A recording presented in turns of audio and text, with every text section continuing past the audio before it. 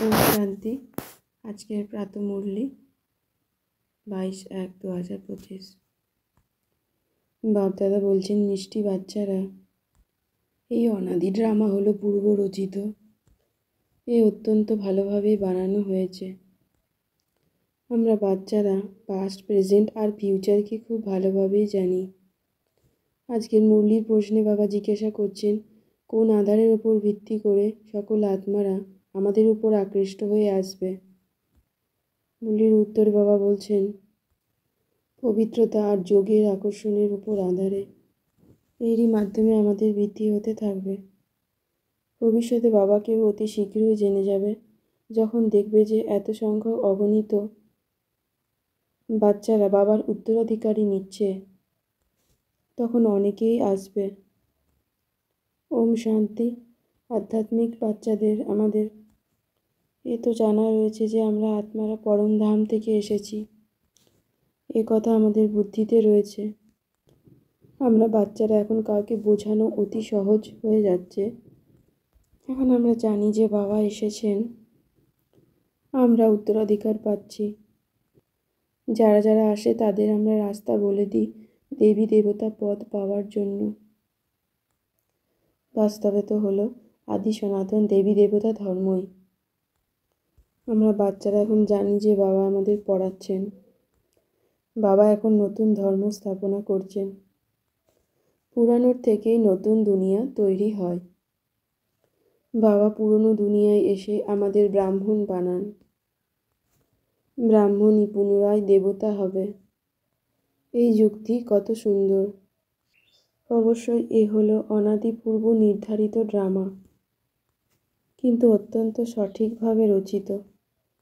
বাবা বলেন তিনি প্রতিদিন আমাদের অতি গুপ্ত রহস্যময় গল্প শোনান, অতি গুপ্তময় কথা শোনান, যে যখন বিনাশ শুরু হবে তখন আমরা অতীতের সমগ্র ইতিহাস জানতে পারব।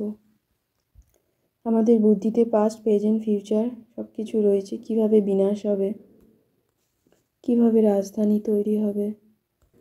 আমরা এখন প্র্যাকটিক্যালে রয়েছি, তাই আমরা সেই রাজধানীর মালিক হই। ব্রাহ্মণ যারা হয়, যখন ব্রহ্মকুমার বা কুমারীদের কাছে নলেজ নেয়, তখন সে চলে আসে। কিন্তু থাকে তো তারা সেই নিজেদের ঘর গৃহস্থিতেই, তাই না? কিন্তু এতজনকে কি স্মরণে রাখা যায়? না, যায় না। যত দেরি হবে ততই আমাদের প্রতি আকর্ষণ বাড়তে থাকবে। আমরা যত পবিত্র হব ততই আকর্ষণীয় হয়ে উঠব। যত যোগে থাকব ততই আকর্ষণীয় হয়ে উঠব ও অন্যদেরকেও আকৃষ্ট করতে পারব। তাই আমরা আত্মারা যোগের দ্বারা অন্য আত্মাকেই আকৃষ্ট করছি। এভাবে অনেক বৃদ্ধি হতে থাকবে। তার জন্য যুক্তি রচনা করা হচ্ছে। নিরাকার পিতা বলেন, মামেকম স্মরণ করো, এর উপরেই সব কিছু নির্ভর করছে। তাই বাবা বলেছিলেন এটির উপরে বড় বড় লিস্ট বানাতে, যাতে মানুষ জানতে পারে। আমরা ব্রাহ্মণরা পাক্কা নিশ্চয় বুদ্ধি সম্পন্ন হচ্ছি। তার ফলে কল্পবৃক্ষ ধীরে ধীরে বৃদ্ধি পাচ্ছে।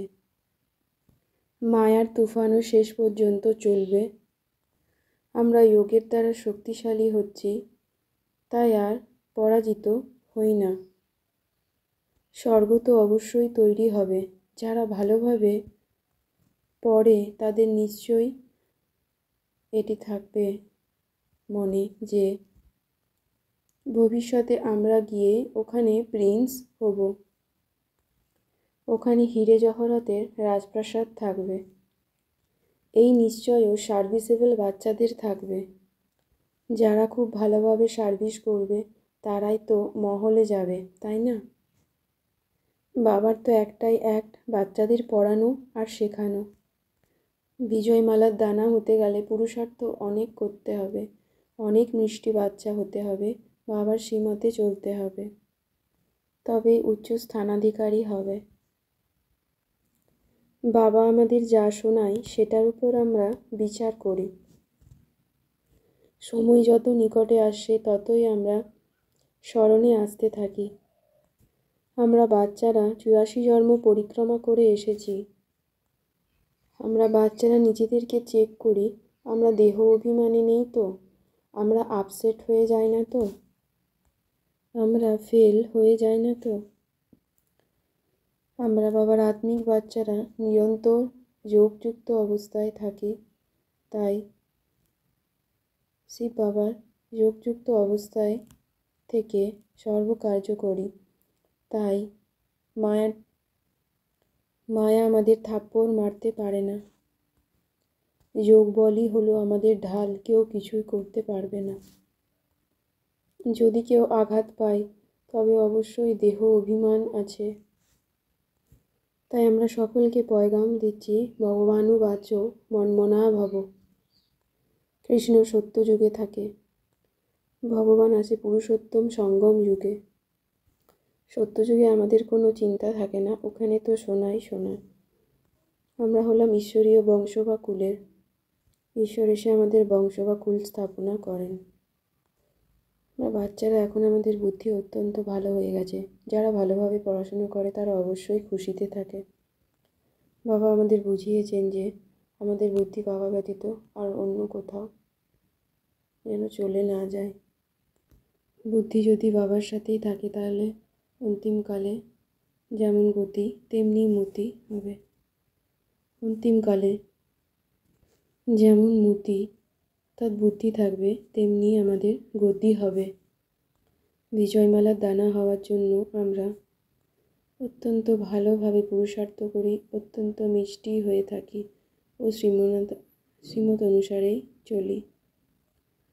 যোগই হলো ঢাল, সেই জন্য যোগ বল জমা করে থাকি ও দেহি অভিমানী হওয়ার চেষ্টা করি। বিশেষ শব্দের স্মৃতির দ্বারা সম্পূর্ণতার লক্ষ্যকে স্বপরিবর্তনকারী আত্মা, আমি আত্মা আমার বিঘ্নগুলিকে ঢেকে ঘাবড়ে পরিবর্তন হওয়ার বদলে সেগুলিকে পেপার পরীক্ষা মনে করে পার করি।